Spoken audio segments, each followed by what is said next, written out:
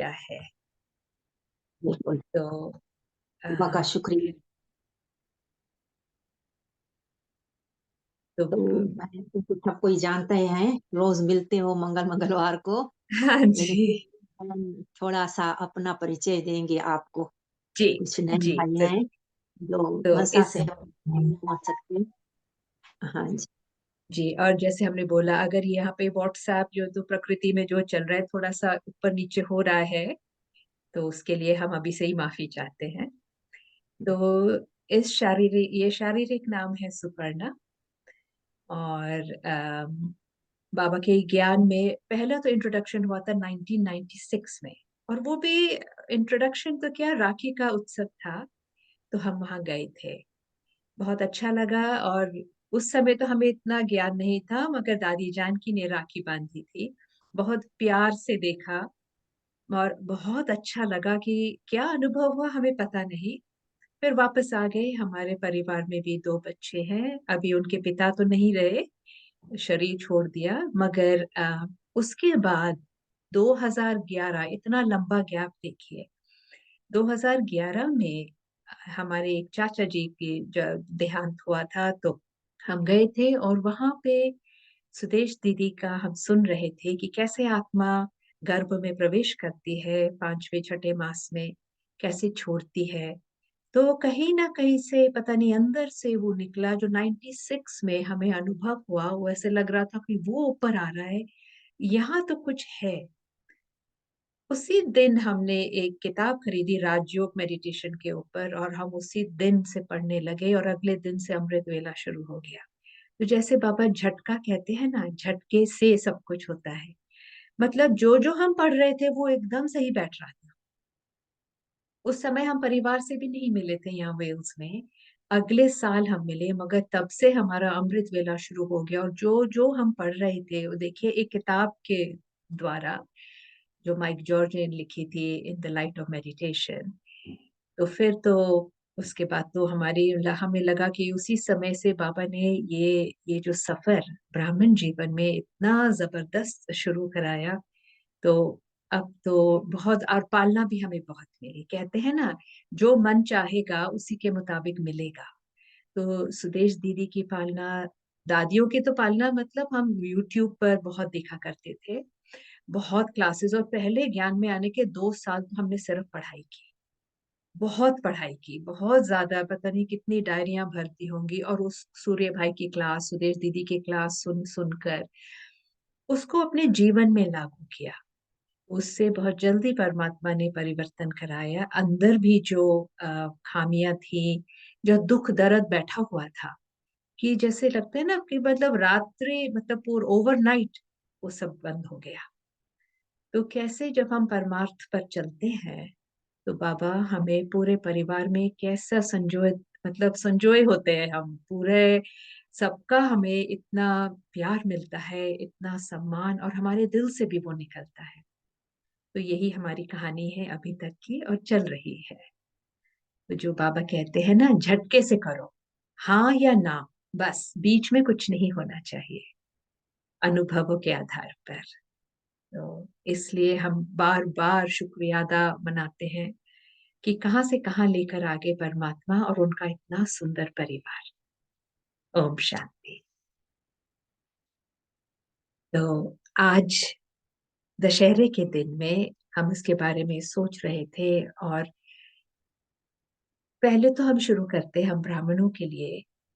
बाबा परम आत्मा, परम पिता, जो सदा लाइट में है, जो सदा कल्याणकारी, ज्ञान ज्ञान का सागर, त्रिदेव उनके पिता, तो शिव त्रिमूर्ति, ब्रह्मा विष्णु शंकर को हमारे सामने रखते हैं। और इसके पीछे बाबा का जो लक्ष्य है, वो हम आत्माओं को बताना चाह रहे हैं। आप में ही ब्रह्मा, क्रिएटिव पावर, रचना करने की शक्ति, उसको पालने की शक्ति यानी विष्णु, और आपकी तपस्या से सही रचना और सही पालना कैसे करनी है, तो शंकर स्वरूप। और शास्त्रों में दिखाया गया है अम, कि देवियों ने, नवरात्र में देवियों ने इतना संघर्ष किया, इतने यंत्र शस्त्र इस्तेमाल करे, किंतु अस्त्र कौन सा था उनका, और वो था संपूर्ण पवित्रता का, क्योंकि पवित्रता में वो शक्ति है जो किसी स्थूल अस्त्र में नहीं है। तो ये वस्त्र पवित्रता का पहनाने के लिए शिव परम पिता परमात्मा को स्वयं आना पड़ता है।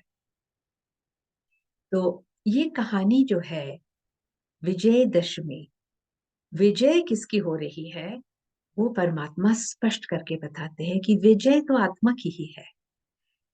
हमने ही राम राज्य खोया, रावण राज्य बनाया। तो परम पिता परम आत्मा जो सदा इस ड्रामा और सभी राज्यों से न्यारे न्यारे हैं, वो हमें समझाते हैं, बताते हैं कैसे हमने ये खोया और कैसे हमने फिर से पाना है। तो आचरण के ऊपर, तो आज की मुरली में भी बाबा कह रहे हैं, भ्रष्ट आचरण से श्रेष्ठ आचरण आपका कैसे आएगा।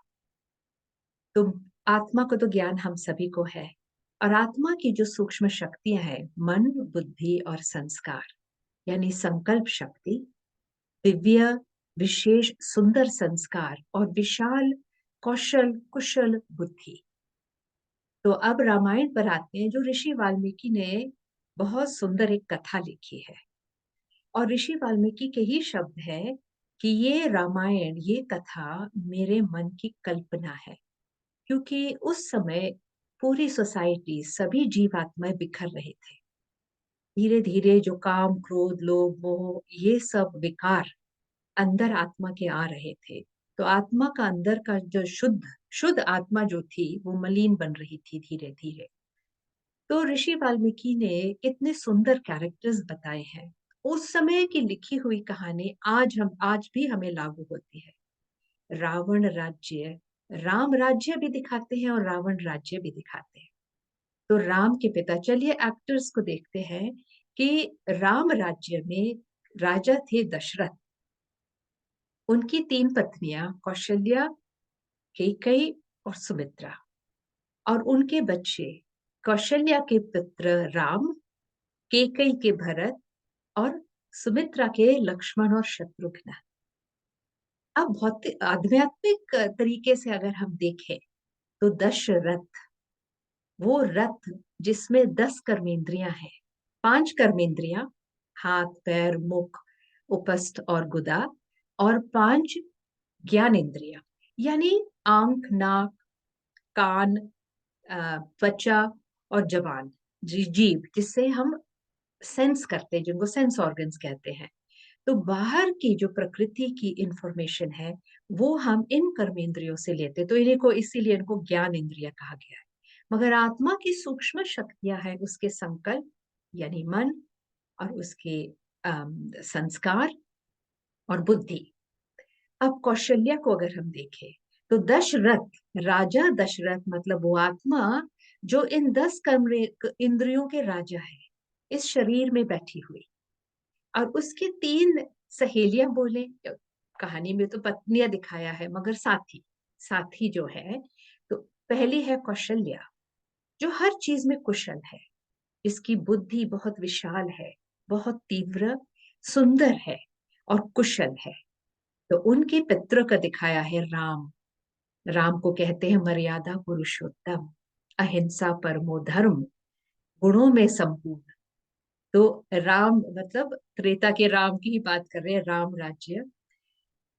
सुमित्रा मैत्री भाव, जिस आत्मा का संस्कार मैत्रित्व है, मतलब मित्र भाव, कोई उनका दुश्मन नहीं। मगर उनके बच्चे दिखाए हैं शत्रुघ्न और लक्ष्मण। शत्रुघ्न जिसका संस्कार मैत्री भाव वाला है, वो शत्रुत्व का नाश करेगी। वो आत्मा शत्रु को रहने नहीं देगी, वो पहचानेगी कि दुश्मन कौन है और उसका विनाश करेगी, क्योंकि उसने अपने संस्कार को सुंदर ही रखना है। और लक्ष्मण, उस आत्मा के मन का लक्ष्य है राम के साथ रहना। हमारा लक्ष्य बाबा ने दिया है मध्याजी भाव, और उसकी विधि दी है मन मना भव। तो ये जो मंत्र आत्मा को दिए जाते हैं, मध्याजी भव और मन मना भव, इसको हमने, इसी से हम राम राज्य पाएंगे। यानी कौन सा राम, ऊपर रहने वाला राम, उपराम। तो बाबा कहते हैं उपराम हो जाओ मन मना भव के द्वारा, यानी शंकर की तपस्वी मूर्त बनना है। अब शंकर को दिखाते हैं विभूति वगैरह, यानी देह के भान से परे। शंकर जी के सामने दिखाया जाता है एक छोटा सा शिवलिंग। तो किसकी उपासना में है, किसकी साधना तपस्या में है, किसके साथ उनका योग जुटा हुआ है। तो ये हमारी स्थिति है। तो सारा ज्ञान ये है, परमात्मा आत्माओं को अपनी कथा सुना रहे हैं, और जितने भी शास्त्र है, जितनी भी कथाएं बनी है, उनका राज हमें समझा रहे हैं। तो विजय बाहर की नहीं है, हम आत्माओं की है। अब हम देखते हैं कि क्या हुआ। अब केकई भी है। केकई को दिखाया गया, वो बहुत ही कुशल थी, बहुत शक्तिशाली थी, बुद्धिमान थी। किंतु केकई का साथी कौन थी? मंथरा, गलत मंथन करने वाली, जिसने केकई जैसी आत्मा में संशय डाल दिया कि राम अगर गद्दी पर बैठ गए तो तुम्हारे पुत्र भरत को हटा देंगे। जब केकई, जो राम को इतना प्यार करती थी, जैसे उस कथा में दिखाया है, ये जब संशय, तो मंथन चलने लगा। मंथरा और केकई बाहर तो नहीं है, तो वो प्रश्नों में आ गई, क्यों, क्या, कब, कैसे के प्रश्नों में आ गई। ये जो गलत मंथन चल रहा है, जिसकी बुद्धि इतनी सुंदर थी, इतना प्यार, राम को सबसे ज्यादा प्यार करती थी, उसी राम के विरुद्ध उनका संशय हो गया और मंथन गलत चलने लगा। तो जो राम राज्य था उसको गंवा दिया। राम सीता को वनवास 14 साल का दिखाते हैं, और वो हमने यज्ञ में देखा है कि 14 साल की तपस्या की गई। तो ये कौन थी? हमारी ही कहानी है ना, जो हमने, हमारी ही हिस्ट्री है, हमने शायद नहीं देखी।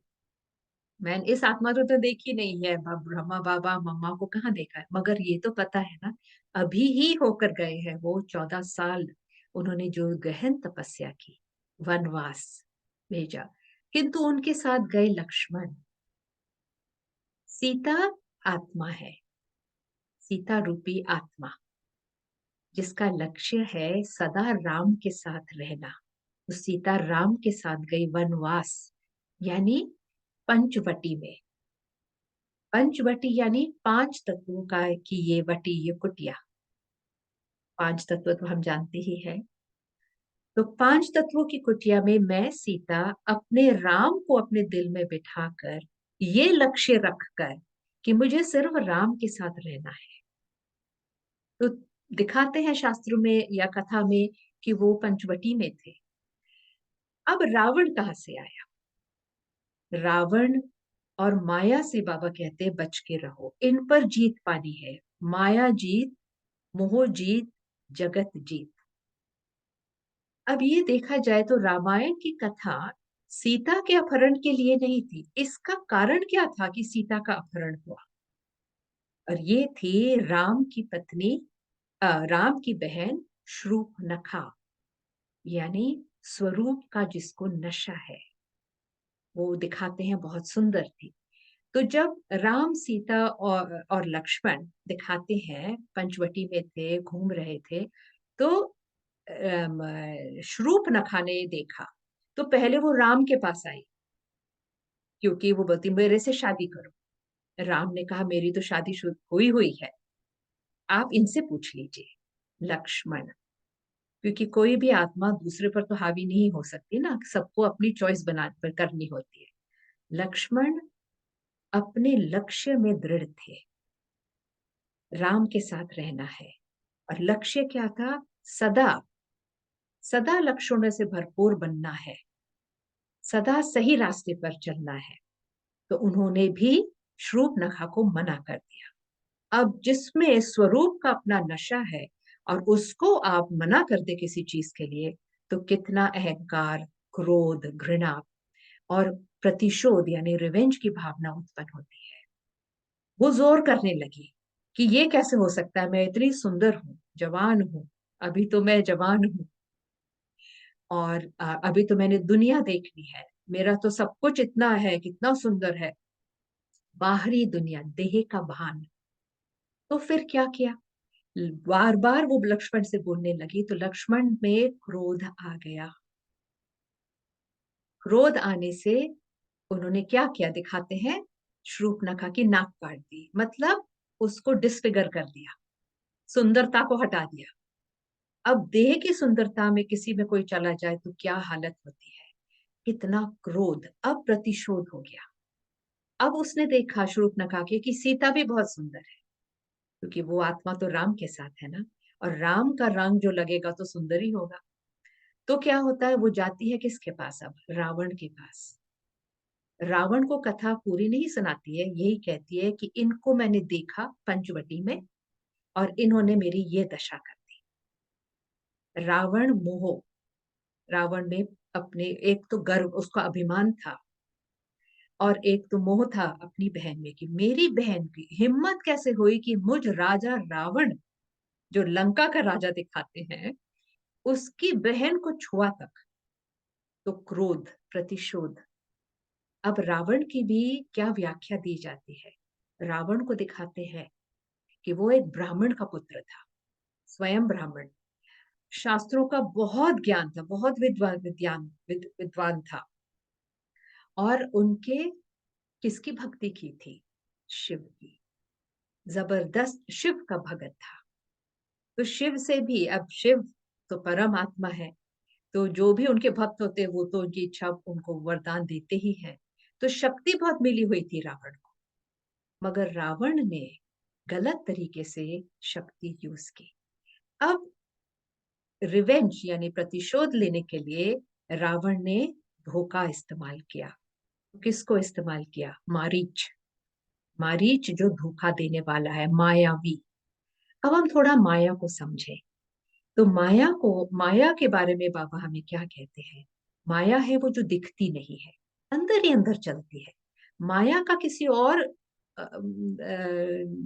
आत्मा के साथ कुछ वो नहीं हो रहा है हमारा बाहर में, मगर अंदर ही अंदर मंथन चलता है, संशय। जहां संशय आया तो ये जो ईर्ष्या, द्वेष, वैर, विरोध, निंदा, घृणा, ये जब भाव जो अंदर आता है, आलस्य, अलबेलापन, ये सब माया के रूप है। और बड़ी सूक्ष्म है माया, बहुत प्यार से बैठी होती है। कभी कभी बाबा कहते हैं ये जो सांप की तरह होती है, सांप की तरह हिलती है अंदर। और रावण का रूप है जो हम कर्म में लेकर आ जाते हैं, जो किसी और एक या और ज्यादा मनुष्य आत्माओं के साथ होता है ये। तो काम वासना, कामनाएं जो हम भरपूर करना चाहते हैं, अपने नया घर हो, पदार्थ हो बहुत सारे, हमारी पोजीशन अच्छी हो, उसका अभिमान, अहंकार। अहंकार भी माया का रूप है। और लोभ, मोह, अहंकार, ये सब जो बाहर हमारे कर्म में आते हैं, ये है रावण के रूप। तो अब क्या चाल चली जाती है, अब दिखाते हैं। अब देखिए, सीता राम के साथ है, मतलब वही आत्मा परम पिता राम के साथ है। मन का लक्ष्य है लक्षणों से सजे सजाए रहना। अब कुटिया में मैं आत्मा हूं, पंचवटी में, पांच तत्वों की शरीर में, और मैं देखती हूँ बहुत सुंदर एक हिरण, सुनहरा गोल्डन डियर। अब मारीच का रूप दिखाते हैं। मारीच मतलब मोह माया के जाल में फंसाने वाला। अब उसको देखकर मुझ सीता रूपी आत्मा में चलता है, कितना सुंदर है।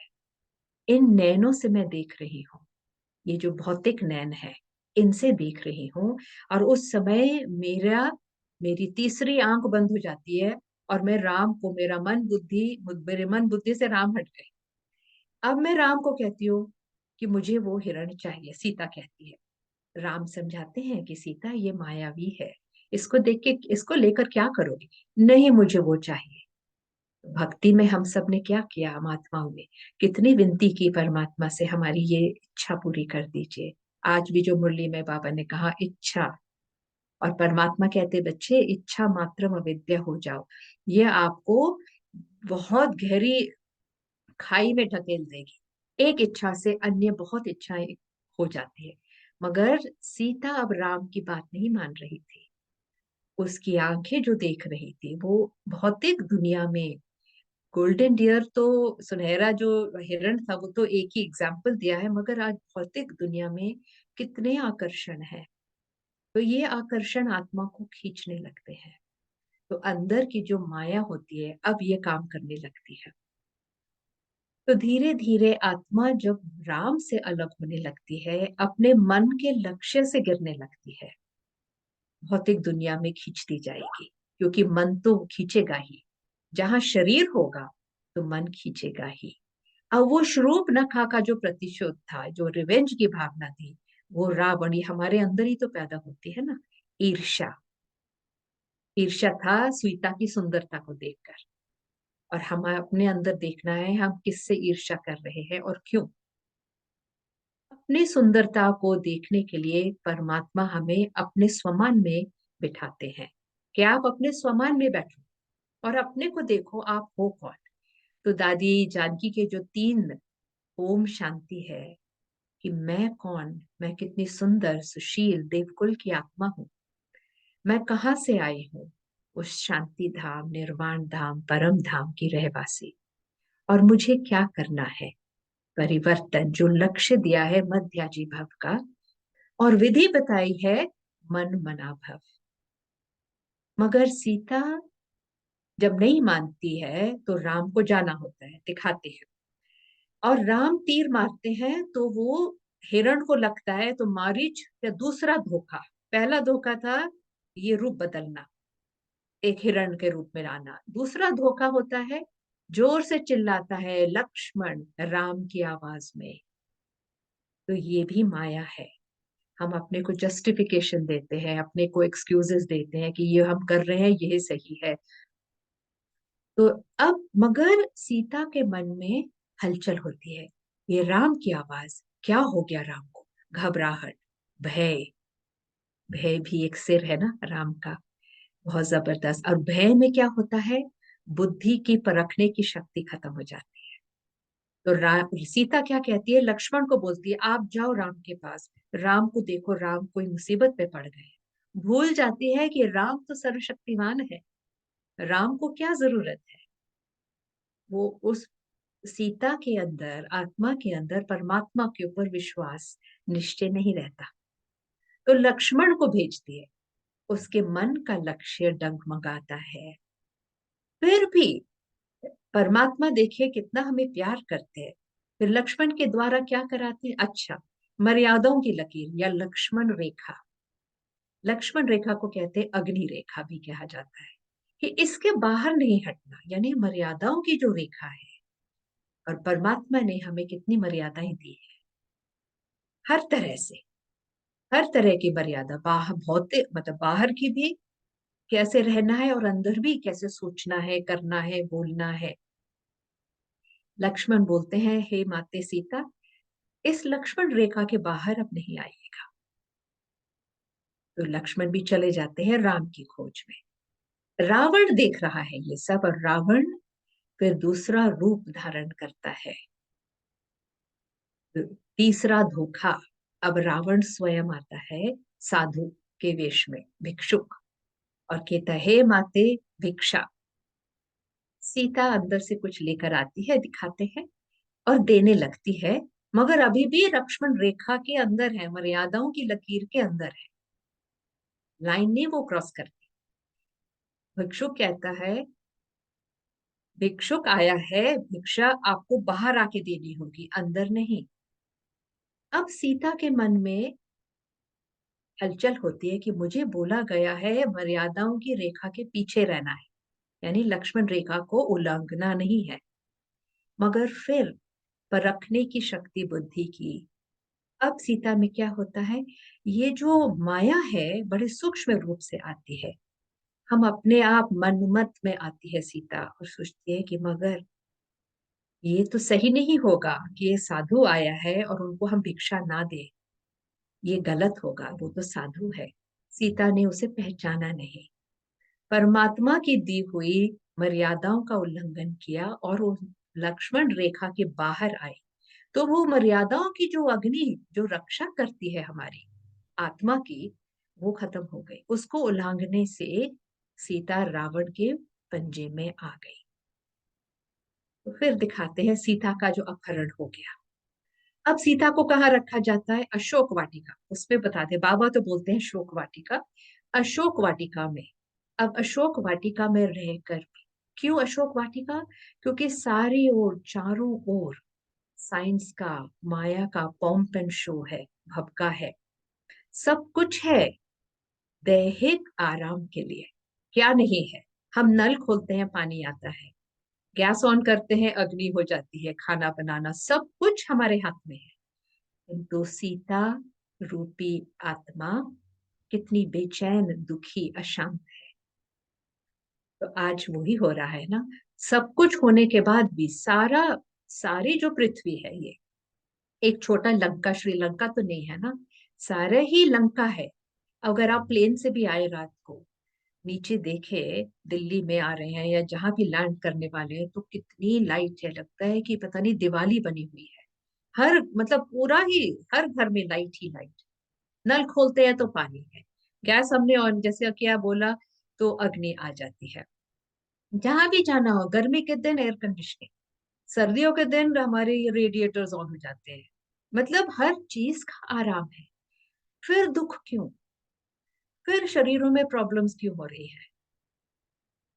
तो इसको समझाने के लिए फिर राम को आना होता है, क्योंकि अब आत्मा के जो मन का लक्ष्य था, राम के साथ सदा रहना, लक्षणों से सजे सजाए रहना, भरपूर हो जाना, मध्याजी भव, राम राज्य में रहना, वो हमने गंवा दिया। क्योंकि हम रावण के पिंजरे में फंस गए। तो रावण का दिखाते हैं 10 शीश, दशहरा, 10 शीश का हरण करना। इसके लिए तो राम को दिखाते हैं कि रावण का अंत किया। अब वो भी कैसे? उनको बताया गया, राम को बताया गया कि रावण ऐसे नहीं मरेगा, क्योंकि एक सिर हटाते थे तो दूसरा आ जाता था, दूसरे को हटाए तो तीसरा। हमारे साथ भी ऐसे ही है, हम क्रोध पर काम करते हैं, और क्रोध तो मोटा मोटा रूप में खत्म हो जाता है, मगर उसका अलग जो इरिटेशन, इम्पेशंस, धैर्यता की शक्ति, ये सब नहीं होती। दूसरे भी और आ जाते हैं। तो क्या बोला राम को कि नाभि में मारो। नाभि से जितनी भी नाड़ियां हैं, जितनी भी नसें हैं, वो वहां से निकल के सारे शरीर में फैलती है। अब उसको अगर हम मार देंगे, नसें कट जाएंगी, नसें कट जाएंगी, तो फिर तो आत्मा फ्री हो जाएगी ना। तो जो परमात्मा कहते हैं, अपनी जो रगे हैं, देह, देह के संबंधी, देह के पदार्थों के साथ, इन सब से अपनी नसें हटाओ, यानी बुद्धि का योग उनसे हटाकर मुझ में फिर से लगाओ। तो परमात्मा हम आत्मा को अपनी शक्ति का एहसास कराते हैं कि आपकी बुद्धि कितनी कुशल थी, अभी मंद हो गई है, पारस थी, अभी पत्थर बन गई है, मगर फिर भी मैं आया हूं ना, मैंने आपको बुलाया है। अब इस ज्ञान को धारण करो, बुद्धि में समझ की धारणा आ जाए, समझदार बन जाओ। जैसे आप इस सतयुग में कितने सयाने थे, आज बाबा कह रहे थे कितने हम सयाने थे। तो सयानापन वापस लाना है, मगर इसके लिए हमें शंकर की तरह बहुत तपस्वी बनना है। तो ब्रह्मा का दिन और ब्रह्मा की रात, दिन यानी राम राज्य, शिवालय, और ब्रह्मा की रात यानी रावण राज्य। क्योंकि हम भूल गए, अपने मन के लक्ष्य से हट गए, बुद्धि मंद हो गई, परखने की शक्ति, सही निर्णय लेने की शक्ति खत्म हो गई। परमात्मा कहते हैं लक्ष्य आपका क्या है? मध्याजी भाव।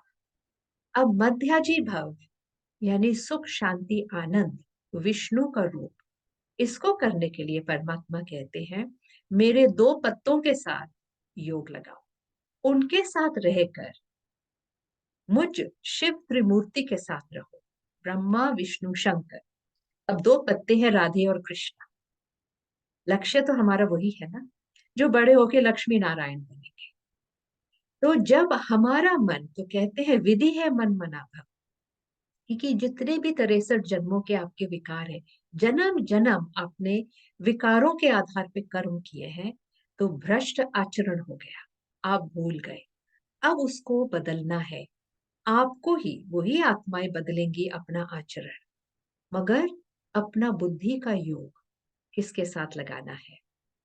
तो 63 जन्मों के जो कर्मों के खाते हैं, उनको भस्म करने के लिए योग की शक्ति चाहिए, योग का बल चाहिए, जो परम पिता उस राम के साथ, परमात्मा राम के साथ हमें लगाना है योग। तो इसके लिए बाबा ज्ञान देते हैं, आप कौन हो? मैं आत्मा, बहुत सूक्ष्म ज्योति बिंदु स्वरूप हूँ। अगर मैं अपने को सिर्फ आत्मा समझूंगी तो परम पिता ही याद आएगा, और अगर मैं अपने को देह समझूंगी तो देहधारी याद आएंगे। तो परमात्मा कहते हैं, देह में रहते मेरे पार्वती बन जाओ, पार्वतन में रहने वाले। और पार्वती को दिखाते हैं सदा शिव के साथ। पार्वतन यानी परम धाम की निवासी मैं आत्मा। पार्वती का रूप दिखाते हैं। अब नवरात्रों में तो कई देवियों की पूजा होती है, मगर तीन मेन मुख्य है पार्वती के रूप, सरस्वती, दुर्गा और लक्ष्मी। तो सरस्वती वो आत्मा जो ज्ञान वीणा, कहते हैं ना, मंत्र है, ओम सरस्वती मया दृष्ट्वा वीणा पुस्तक धारिणी हंस वाहन समायुक्ता विद्यादान करो मम। तो ज्ञान यानी परमात्म ज्ञान, राजयोग और वीणा, उसे सुनकर, समझकर, धारण कर कर, स्वरूप बनकर औरों को भी बनाना है। तो वीणा, वीणा बजानी है। हंस वाहन, हंस की परखने की शक्ति बहुत ऊंची होती है। तो दूध और पानी, कंकड़ और ये आपकी जो रतन, इनमें वो परख लेता है। तो परखने की शक्ति और पवित्रता की शक्ति, ये इनमें आप धारण करोगे तो वही सरस्वती में शक्ति आएगी दुर्गुणों का विनाश करने की। तो आगे पीछे भी हो सकता है, दुर्गुण भी विनाश हो रहे हैं, ज्ञान भी हम ले रहे हैं, और शक्ति पर पवित्रता की शक्ति और परमात्मा से योग का बल लेकर हम अपने संस्कारों का परिवर्तन कर रहे हैं। तो वही मैत्री भाव, मैत्री भाव हो जाएगा। कोई हमारा दुश्मन नहीं है, किसी से हमारी घृणा नहीं है। जो दुश्मन हमारा है वो हमारा असल में दोस्त है, क्योंकि वो मुझे दिखा रहा है मेरा कौन सा वो संस्कार है जो मुझे परिवर्तन करना है। हमारी मैत्रित्वता सभी के साथ है। तो ये मैत्री भाव और कुशल तीव्र बुद्धि पर रखने की शक्ति, निर्णय, सही निर्णय लेने की शक्ति से तो हम राम राज्य ला ही देंगे। तो इसीलिए परमात्मा कहते हैं, अपने ये तीनों स्वरूपों को देखो, क्योंकि आपने बनना है विष्णु, और विष्णु के लिए विष को खत्म खत्म करना, एक बूंद भी आपके अंदर ना रहे, तो सूर्यवंशी राजघराने में आप आएंगे। तो इसी तरह से लक्ष्य को हमेशा सामने रखना है, और उसी सीढ़ी को चढ़ना है जिस सीढ़ी के द्वारा हम नीचे उतरे थे। क्योंकि यही तो साइकिल तो यही है ना, चक्र तो वही है, उतरना और गिरना। भारत जो एक स्वर्णिम भारत, सोने की चिड़िया डाल डाल पर जहां रहती बसती है, तो वही भारत आज क्या हो गया। मगर वो इसलिए हुआ क्योंकि वहां के रहने वाले भारतवासी ऐसे हो गए। भारत, लाइट का रथ, भा यानी लाइट, और रथ तो हमें पता ही है, जिस रथ के रहने वाले रथी कितने सुंदर, कितने सुशील। तो ये रथी कौन है? इस रथ को, प्रकृति के पंचवटी को हमने कितना सुंदर बनाना है। इसी के साथ परमात्मा कहते हैं, ये जो आपकी कर्मेंद्रियां हैं, दशरथ, मैं राजा, इस रथ की जो 10 इंद्रियां हैं, उनको मैं कैसे इस्तेमाल कर रहा हूं। तो परमात्मा सिखाते हैं, काम, क्रोध, कामनाएं, लोभ, मोह, अहंकार, ईर्ष्या, द्वेष, निंदा, वैर, विरोध, आलस्य, अलबेलापन, इन सब पर आपने जीत पानी है। और ये ज्ञान बल और योग बल के आधार पर होगा। बुद्धि में समझ की धारणा यानी समझदार बनना है। बस मुझे सिर्फ मुझको याद रखना है जो सही राम है। तो राम राज्य अगर आपको लाना है तो इस स्थिति पर आपने रहना है। और हमें शस्त्र क्या दिए हैं? अस्त्र शस्त्र जो कहते हैं ब्रह्मास्त्र। अब ब्रह्मास्त्र क्या है? तो परमात्मा बताते हैं, ब्रह्मा फॉलो फादर, ब्रह्मा को फॉलो करो। ब्रह्मा बाबा ने क्या किया? पवित्रता और ब्रह्मचरण, ब्रह्माचरण। ब्रह्मचरण मतलब सात्विक भोजन, पवित्र जीवन, मतलब गुणों की धारणा और रोज रोज की पढ़ाई। ब्रह्मा बाबा ने एक दिन भी ना तो खुद मुरली मिस की ना हमें मिस करने दी, क्योंकि ये परमात्म वाक्य, एक एक शब्द में परमात्म की शक्ति है। जैसे मुझ पार्वतन में रहने वाली पार्वती की जो शिव के संग में है, तो उस सत्य का संग का रंग मुझ में लगता है, यानी शिव की शक्ति मुझ में अवतरित होती है। तो उस शक्ति को लेकर मैं दुर्गा अपने दुर्गुणों का विनाश करती हूँ, औरों को भी कराती हूँ। ज्ञान और योग का बल अपने अंदर समाती हूँ और लक्ष्मी बनती हूँ, लक्षणों से भरपूर। तो यही हमारी कहानी है। तो सही विजय तो आत्मा की है। हमने वो राज्य गवा दिया, सूर्यवंशी चंद्रवंशी राज्य, जिसमें कितना सुंदर राज्य था, बहुत कुछ था, सब कुछ था, मगर दो चीजें नहीं थी, वो थी राम, रावण और माया। माया और रावण भी नहीं दिखते, राम भी नहीं दिखते, मगर उन्हें अनुभव किया जाता है। किंतु कैसे अनुभव करेंगे? ज्ञान के आधार पर। तो ज्ञान ज्ञान ज्ञान, इसको हमने अपने आप पकड़ लेना है और छोड़ना नहीं है, कुछ भी हो जाए। क्योंकि माया बहुत रूपों में आती है, जो आज बाबा ने कहा कि माया का ये रूप है। ब्राह्मण परिवार में भी निंदा स्तुति ये सब तो चलेगा, मगर कौन पढ़ा रहा है आपको? उन तीन ओम शांतियों में हम स्थित हो जाए, मैं कौन, मेरा कौन, और मुझे परम पिता के साथ क्या करना है। ये शिक्षा इतनी सुंदर जो बाबा हमें देते हैं, इस पर हमने बहुत ध्यान रखना है। यही हमारा लक्ष्य है। तो ब्रह्मा बाबा ब्रह्मास्त्र में फिर आए। उन्होंने क्या कहा? तीन मंत्र दिए जाने से पहले, निराकारी, निर्विकारी और निरहंकारी। निराकारी परम पिता, मेरे सही पिता जो है, असली सत्य जो है, वो निराकारी पिता, उनके समान मैं भी हूँ। उनकी जो शक्तियां हैं वो मेरी ही शक्तियां हैं, बस मुझे उन इमर्ज करना है। ईश्वरीय संस्कार जो है मेरे में भी है, उन्हें भी मुझे यूज करना है, तो संस्कार परिवर्तन होगा। पुराने के साथ लड़ना नहीं है, अंधकार के साथ हम लड़ नहीं सकेंगे। क्योंकि रावण जैसे, राम के भी दो पत्ते, राधे कृष्ण या मम्मा बाबा बोले या ब्रह्मा सरस्वती बोले, वो दो पत्ते और त्रिदेव, वैसे रावण के भी तो दो थे ना, यानी शूर्पणखा और मेघनाथ। जहाँ माया होती है अपने स्वरूप का नशा मुझ में। मेघनाथ गरजता बहुत है, जो बादल बादल गरजते हैं बट बरसते नहीं। और मेघनाथ ने दिखाते हैं कि लक्ष्मण को मूर्छित कर दिया, घबरा गया लक्ष्मण, यानी मैं आत्मा, इस दुनिया की आत्माओं से जो गरज है, घबरा जाती हूँ। परिवार में अगर कोई मुझे नीचे रखना चाहता है, मुझ पर हावी होते हैं, तो मैं घबरा जाती हूँ। परमात्मा कहते हैं मूर्छित नहीं होना, आपके साथ मैं हूं। तो फिर संजीवनी बूटी, हनुमान को भेजा जाता है। अब सीता को भी देखिए छुड़ाने के लिए दो आत्माओं को भेजा, दो को, अंगद और हनुमान। अंगद, जिस आत्मा ने अपने अंग का दग्ध किया है, जिसकी बुद्धि अचल अटल अडोल थी, कि उसकी बुद्धि का पैर रावण भी नहीं हिला सका। और रावण का भी मुकुट दूर जाके दिखाते हैं, राम के पैर में पड़ा। यानी रावण को तो हार खानी ही है राम के सामने, क्योंकि जब राम आते हैं तो रावण को तो जाना ही है। हमने बहुत तपस्या की, राम को, परम पिता को बुलाया।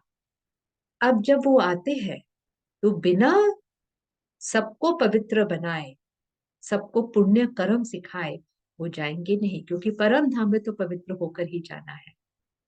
और हनुमान, हनुमान वो दिखाते हैं ना, द्रोणाचार्य, द्रोणी क्या नाम था उसका पर्वत का, द्रोणा पर्वत या ऐसी कुछ नाम, जिसमें उनको पता नहीं चल रहा था कि ये संजीवनी बूटी है कहाँ, तो पूरा पर्वत ही लेकर आ जाते हैं। तो उस संजीवनी बूटी को सुंघाने से मूर्छित लक्ष्मण फिर से सुरजीत हो जाता है।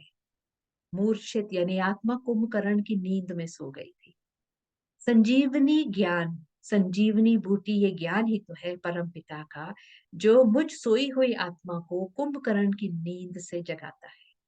तो कुंभकर्ण को दिखाते हैं ना, आधा आधा साल वो सोता था, आधा साल वो जागता था।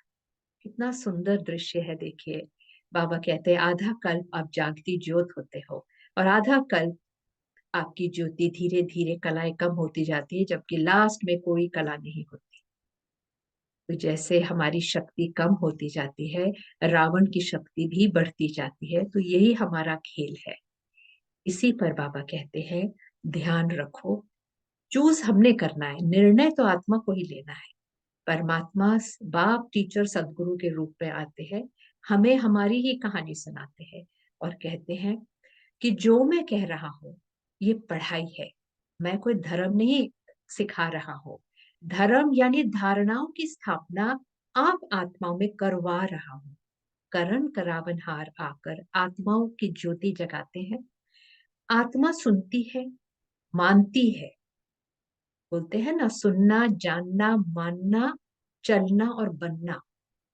तो जीवन हमारा परमार्थ बन जाए, परम पिता की श्रीमत पर चलने वाला, तभी तो हम देवकुल की आत्माएं राम राज्य यानी शिवालय की स्थापना करेंगी और उसी में वास करेंगे। तो ये हमारी कहानी हम कभी भूले नहीं, और शास्त्रों का, कथाओं के पीछे राज क्या है उसे हम समझे। ये दशरथ और इनकी जो तीन जो पत्नियां हैं जिनको दिखाते, इसके पीछे राज क्या है, इसको हमें समझना बहुत जरूरी है। क्योंकि परमात्मा हमें क्या कहते हैं, आप समझोगे, धारण करोगे, तो आपका कर्तव्य है औरों को भी समझाना। तो सेवा में इन सब का राज जानकर हम औरों को भी बताएं। क्योंकि ज्ञान तो ज्यादा सुनने वाले नहीं हैं, मगर कथाओं को लेकर अगर हम बोलेंगे तो रमणीक हो जाएगा। और जब ये ज्ञान हमने भी तो सुना ना, तो हमें भी तो कितना अच्छा है, क्योंकि ये बुद्धि का ताला खुलने लगा, समझ आ गई कि ये तो मेरी ही कहानी है। इसी के साथ हम अब भी अपनी वाणी को विराम दें। ओम शांति।